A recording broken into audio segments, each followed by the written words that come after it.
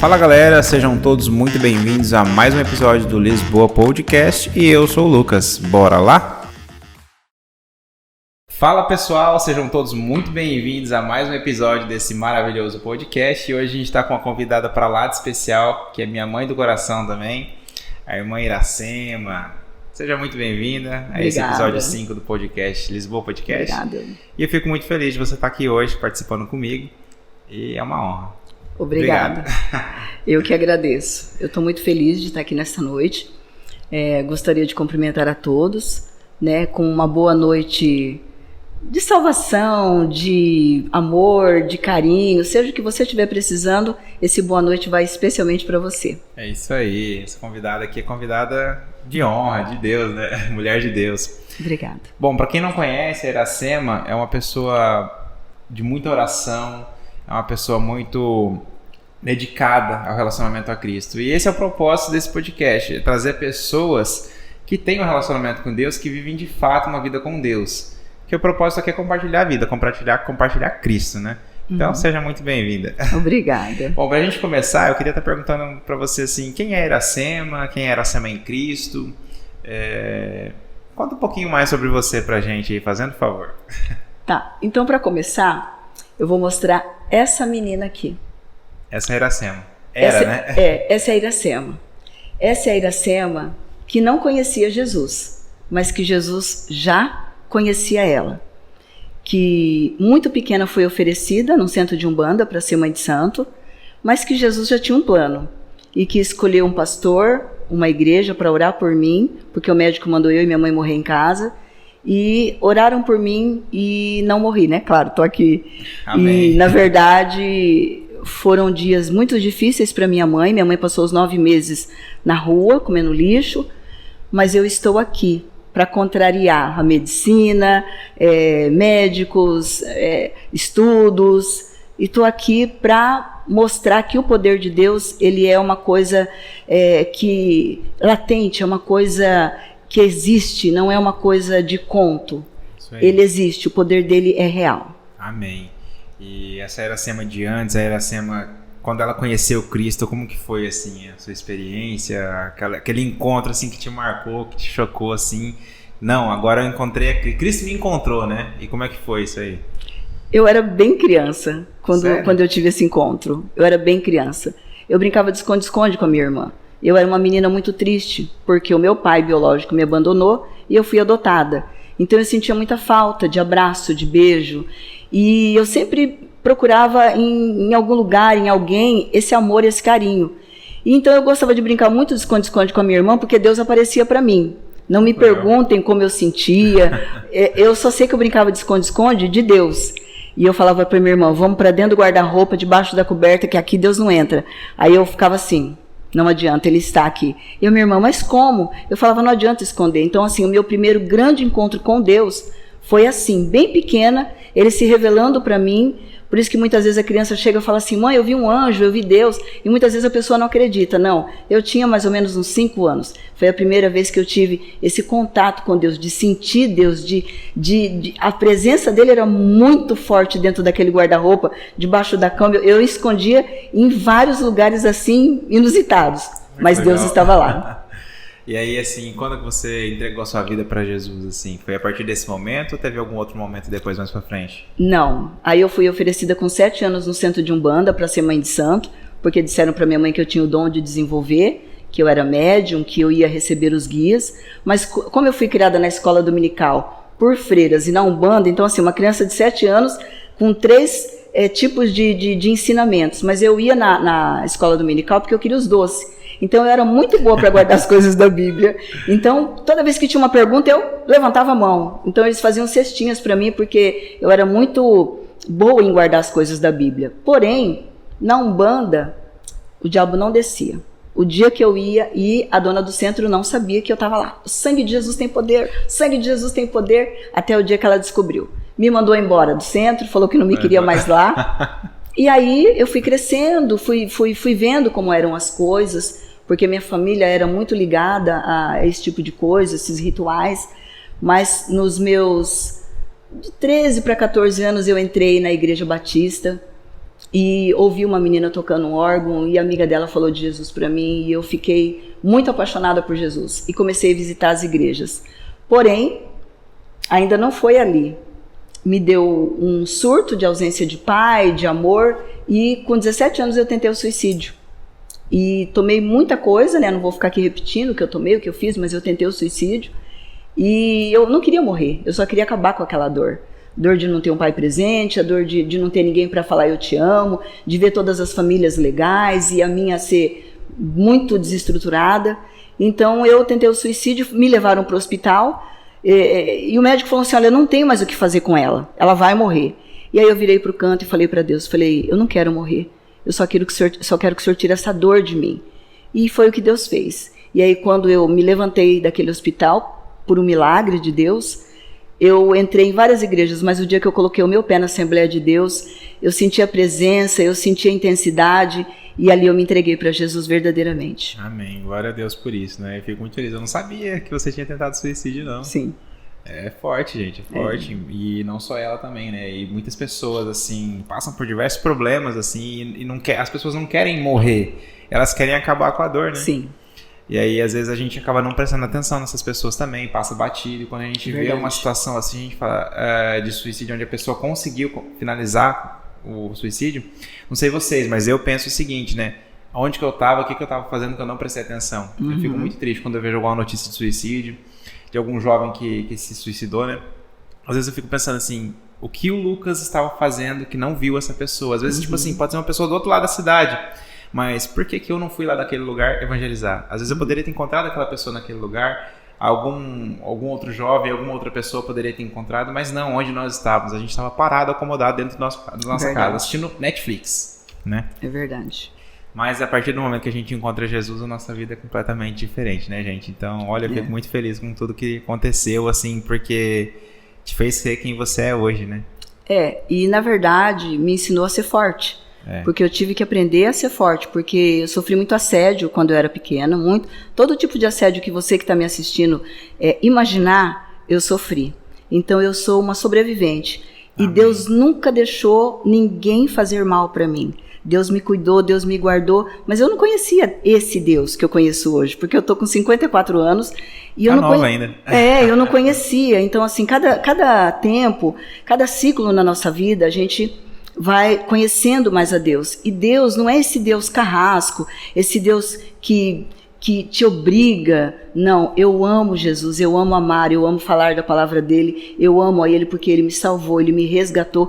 Eu Amém. Era uma mulher que eu bebi muito, eu bebia muito, eu fumava muito, eu só não usei droga porque eu nunca gostei de droga, mas eu me permitia beber para me anestesiar, para eu não ter que lembrar das coisas que eu passava.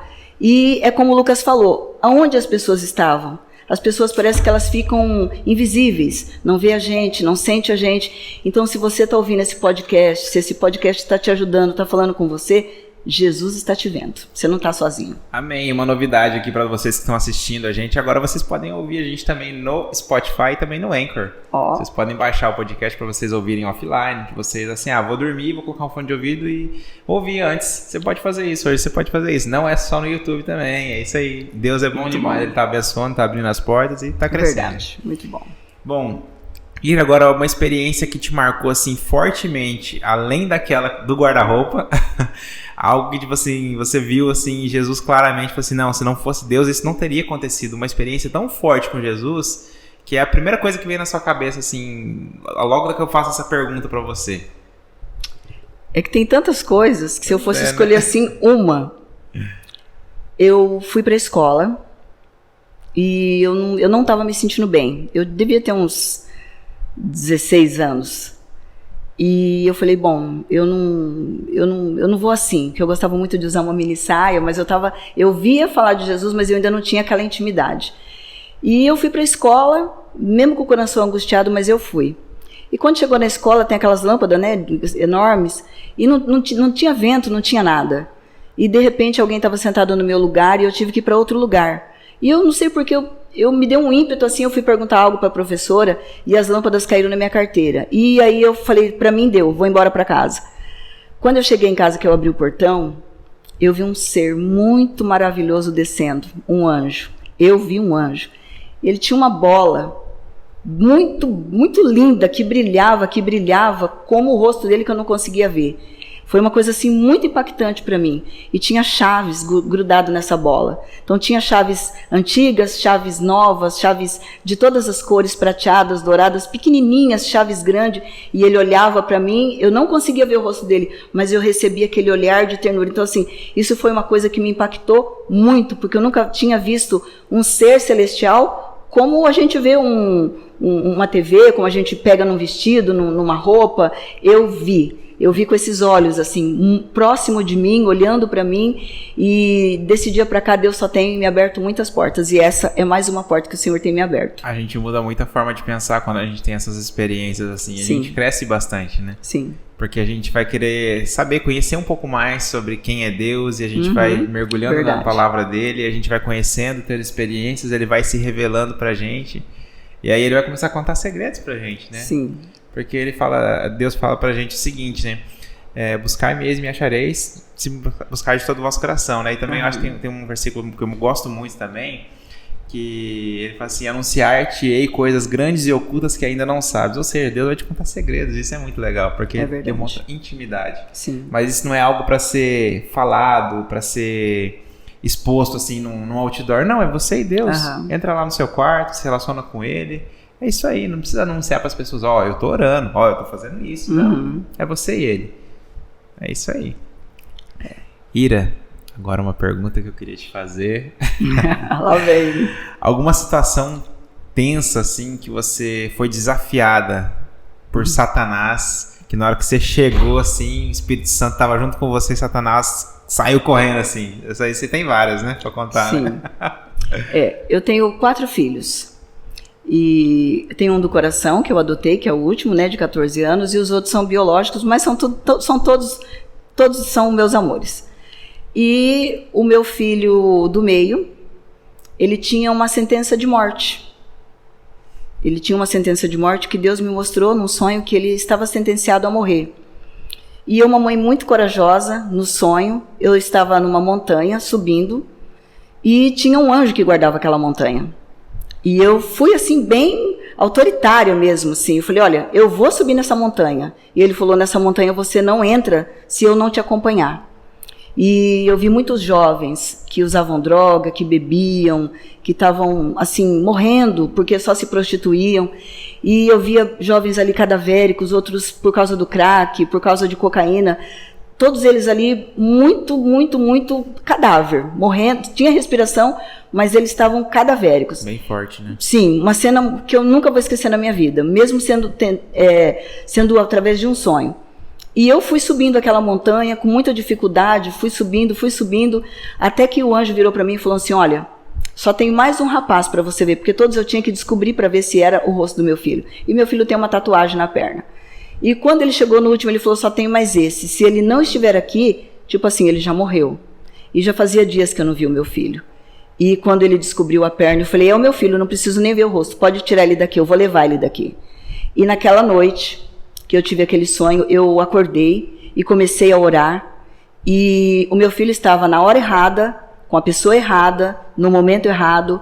E alguém só pegou uma arma e começou pá, pá, pá, pá, e mandou ele virar de costas. Não morreu, porque eu estava de joelhos dobrados orando por ele, porque Deus já tinha me antecipado o que o inimigo queria fazer. Então, não foi só essa vez, né? Foram várias vezes, porque ele, adolescente, jovem, eles andam com o que eles querem, eles não ouvem a gente, né? Graças a Deus hoje ele está, para a glória de Deus, ele está nos caminhos do Senhor, mas foi um período assim que eu tive muitas batalhas, mas obtive muitas vitórias na oração. Amém. Deus está presente o tempo todo com a gente, né? Isso, a gente fica muito feliz com isso, porque vê a fidelidade dele, né, para com os seus, né?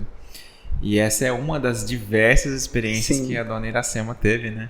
E ainda tá tendo e vai continuar tendo, né? Porque, cara, o que Deus faz na vida dela e através da vida dela é maravilhoso. A gente fica muito feliz. A gente já fez visita com ela, a gente já foi na casa dela, ficou conversando. E muitas vezes, né? Muitas coisas que a gente já participou, assim, junto com a Iracema, né? Uma pessoa muito de Deus, assim, pra gente. A gente cresce muito com você também. A gente fica muito, muito feliz por você estar aqui hoje. Ai, amém. Eu fico mais feliz ainda. É isso aí. Agora, assim, que a gente tá quase caminhando pro fim, eu queria que você contasse algo assim. Vamos supor que você você encontrou essa pessoa que tá te assistindo e vamos supor que, na verdade, tem 1 milhão de pessoas te assistindo aqui agora. Você tem 5 minutos. Amém. E você tem 5 minutos para poder falar algo para essa pessoa, para mudar a forma de pensar dela, que é uma pessoa que não conhece a Cristo ainda. E você tem algo para falar para ela, assim, um alerta para ela, uma mensagem que você tem que deixar para essa pessoa. Então eu te deixo 5 minutos dedicados somente a isso. Então fala para esses 1 milhão de pessoas, 1 milhão de almas, né? Vamos lá, 1 milhão de almas. Amém. Eu quero dizer para você que está me escutando, não sei se é de manhã, não sei se é à tarde, não sei se é de madrugada, eu queria dizer para você uma coisa, que antes de você nascer, Deus já te conhecia. Você não nasceu pela vontade do seu pai, da sua mãe. Ainda que a sua mãe seja uma drogada, uma prostituta, seu pai seja um bandido, ladrão, ou na sua casa seja tudo legal, mas é como se você não existisse. Ou como se você fosse uma pessoa muito bem tratada, mas te falta algo. Eu quero dizer para você que Deus, Jesus, o Espírito Santo, sonharam com a tua vida. Você não existe por mera ocasião, por um mero momento entre seus pais. Deus sonhou com a sua vida. E se você falar assim, Iracema, mas eu não conheço esse Deus, eu conheço a balada, eu conheço a bebida, eu tenho os meus amigos, mas eu quero te dizer uma coisa. Existe um Deus que tinha um filho, e esse filho primogênito dele estava com ele no céu. E ele enviou esse filho para morrer na cruz. Tudo que diz respeito a Jesus, Monte das Oliveiras, Mar Vermelho, Monte Sinai, tá tudo lá. Os cientistas, eles ficam assim, loucura, porque tá tudo lá. Se você for em Israel, o túmulo de Jesus está vazio. Os outros túmulos de outras pessoas os cadáveres estão lá, os ossos estão lá. O de Jesus é o único que não está, porque ele ressuscitou. Amém. Ressuscitou para te dar vida, para te dar a guarida que você precisa, para te encontrar, para te abraçar. E muitas vezes o mundo ele é muito cruel, ele fala que ninguém te ama, ninguém te quer, ninguém se importa com você, mas esse Deus, esse Jesus e esse Espírito Santo, porque nós estamos vivendo no tempo da graça, é Ele que vai te convencer que Ele te ama, que Ele existe, que Ele tem um plano na sua vida. Não importa se até hoje não deu certo nada na tua vida, pois eu quero declarar que a partir de hoje, não é porque eu estou dizendo, é porque está escrito na palavra do Senhor. Operando Deus, quem impedirá? Ninguém pode impedir o operar de Deus. Então, tem um lugarzinho aí dentro do teu coração que a droga não ocupa, a bebida não ocupa, o sexo não ocupa, nada ocupa. É um lugar de Jesus. Ele é exclusivamente de Jesus. Nada pode ocupar esse lugar aí dentro de você. Então, eu queria te convidar a você que está me ouvindo nessa manhã, ou noite, ou madrugada, ou tarde, a falar assim, entra nesse lugar que é teu e toma posse. Eu quero sentir. Se você existe de verdade, se o Senhor existe de verdade, se realmente existe essa força de Deus que criou tudo, que a Iracema está falando, eu quero experimentar. Entra e ocupa, porque esse lugar é teu.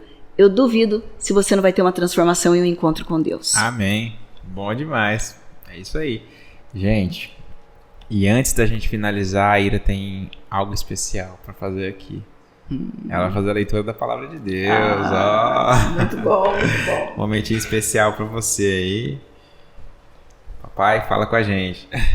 É um versículo que eu gosto muito e é um versículo que ele é atual, porque a palavra de Deus ela se renova a cada manhã. Amém. E ela vai ser um complemento disso que eu acabei de dizer. É o Salmo 1. A felicidade do justo e o castigo do ímpio. Então aqui está falando que o justo ele tem felicidade, mas o ímpio, ao seu tempo, ele vai ser castigado. Então, uma hora a conta chega, seja de coisas boas ou seja de coisas más. Então, ele começa assim. Bem-aventurado o varão que não anda segundo o conselho dos ímpios, nem se detém no caminho dos pecadores, nem se assenta na roda dos escarnecedores.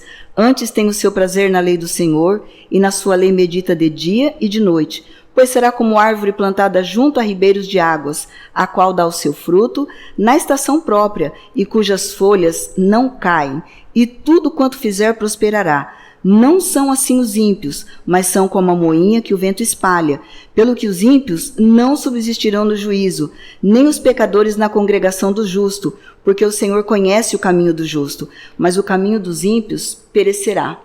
Então, muitas vezes, nós ficamos ruminando problemas. Vocês já pararam para pensar que a gente fica só ruminando problema? Poxa, eu tenho aquela conta para pagar, eu tenho tal coisa para fazer, eu tenho isso para fazer, eu tenho tal coisa para resolver, eu tenho tal coisa para acertar. Mas a gente não fica meditando na palavra de Deus. Se ao invés disso a gente começasse assim, o Senhor é o meu pastor, nada me faltará. Amém. Não me faltará paz, não me faltará o dinheiro, não me faltará graça, não me faltará saúde. Então nós seríamos pessoas mais felizes e mais saudáveis. Mas a gente prefere acreditar no que a mente da gente fala pra gente. E a mente da gente, psicologicamente falando e psiquiatramente falando, ela mente. A nossa mente mente. Então nós temos que acreditar nisso daqui, que quem medita na palavra do Senhor, ele é bem-aventurado, tudo que ele faz vai bem, nada sai fora do lugar, ele é alimentado, aonde ele vai ele dá fruto, e na estação própria, as folhas dele, elas são revigoradas, elas não caem, e se cai, é na hora certa. Então eu quero te dizer uma coisa, que você medite nessa palavra. Há mais de 2000 anos ela está dando certo para todo mundo. Nenhuma palavra, nenhum tio, nenhuma vírgula dessa palavra, ela é mentirosa, ela não tipo assim, ela é falada e tudo que está aqui é cumprido à risca. Amém. Então acredite nela, acredite nela. Tire um tempo para você ler a palavra, para você meditar. Se você é um conhecedor, você está afastado dos caminhos do Senhor por alguma coisa, lembre-se que a palavra, ela nunca volta para Deus vazia e Ele nunca vai te decepcionar. O Amém. Homem te decepciona, Jesus não. Pelo contrário, Deus vai te surpreender cada vez mais. Exatamente.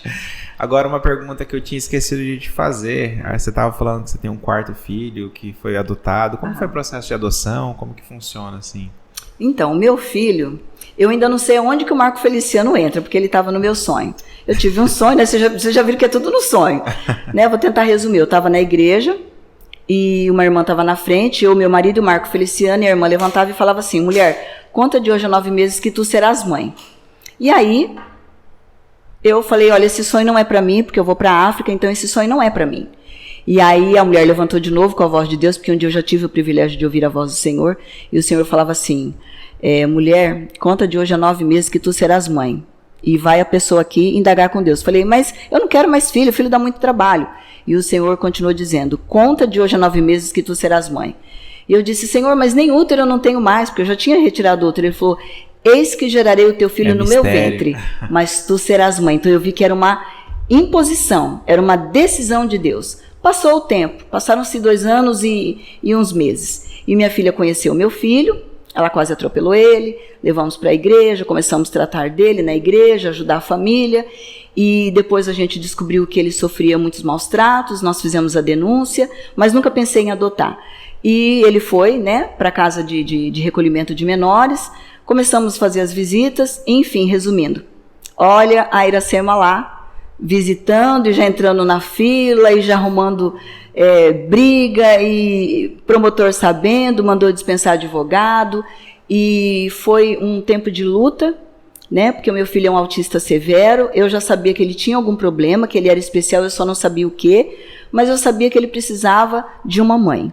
Ele é bem branco, ele é bem loiro, ele não tem nada a ver comigo, mas os meus filhos biológicos também não tem nada a ver comigo, né? Porque eu sou morena, os meus filhos são tudo brancos, mas aqui o nosso coração, ele não tem cor.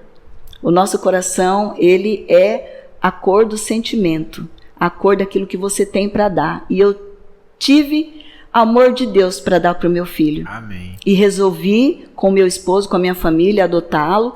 E a gente foi para uma batalha e foram longos 8 anos de espera.